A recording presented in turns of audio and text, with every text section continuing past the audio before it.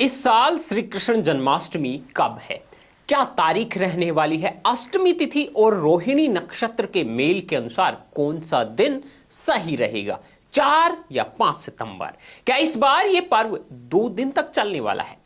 कई लोगों के मन में तारीख और तिथि को लेकर उलझन रहती है, तो मैं आपकी इस उलझन को दूर कर देता हूं। देखिए, भगवान श्री कृष्ण के जन्मोत्सव यानी जन्माष्टमी को लेकर हर साल भक्तों के मन में एक ही सवाल सबसे ज्यादा घूमता है, आखिर कान्हा जी का जन्मदिन किस दिन आएगा? दोस्तों, साल 2026 में यह उलझन कम नहीं है, क्योंकि कैलेंडर की गणना और तिथियों के फेरबदल ने एक बार फिर 4 और 5 सितंबर की तारीखों के बीच एक सस्पेंस पैदा कर दिया है। हिंदू पंचांग के अनुसार भगवान कृष्ण का जन्म भाद्रपद मास की कृष्ण पक्ष की अष्टमी तिथि को मध्य रात्रि में हुआ था।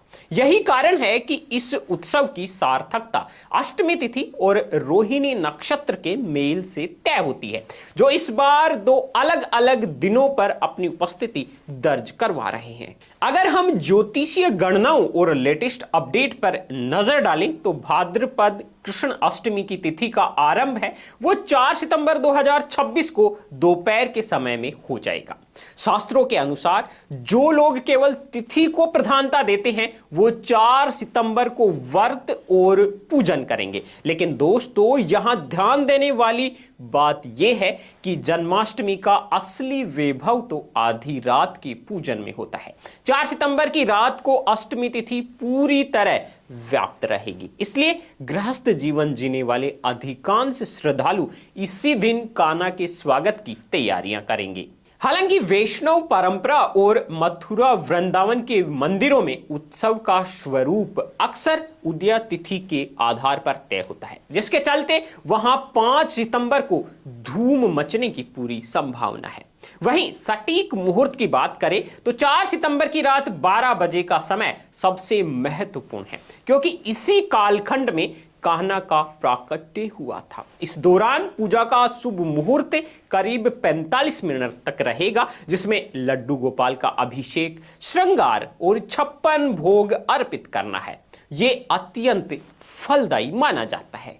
इसके साथ ही रोहिणी नक्षत्र का संयोग इस पर्व की शुभता को और अधिक बढ़ा देता है। जो लोग व्रत रखने का संकल्प ले रहे हैं उन्हें यह ध्यान रखना चाहिए कि उदया तिथि के मान के अनुसार 5 सितंबर को व्रत का पारण किया जाएगा।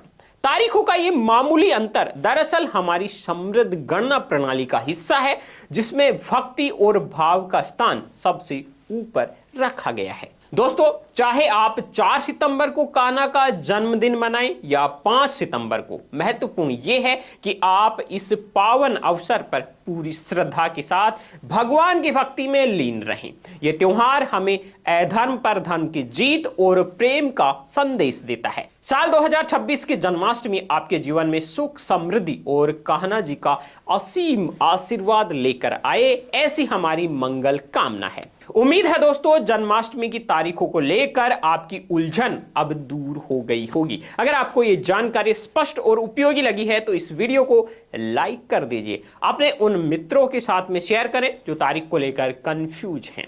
आध्यात्मिक और धार्मिक अपडेट से लगातार जुड़े रहने के लिए हमारे चैनल बीएन हिंदी न्यूज को अभी सब्सक्राइब कर लीजिए। हाँ, वीडियो को लाइक नहीं किया है लाइक कर दीजिए, शेयर नहीं किया है शेयर कर दीजिए, और कान्हा जी से आप इस साल क्या मांगने वाले हैं वो हमें कमेंट करके जरूर बता दीजिए।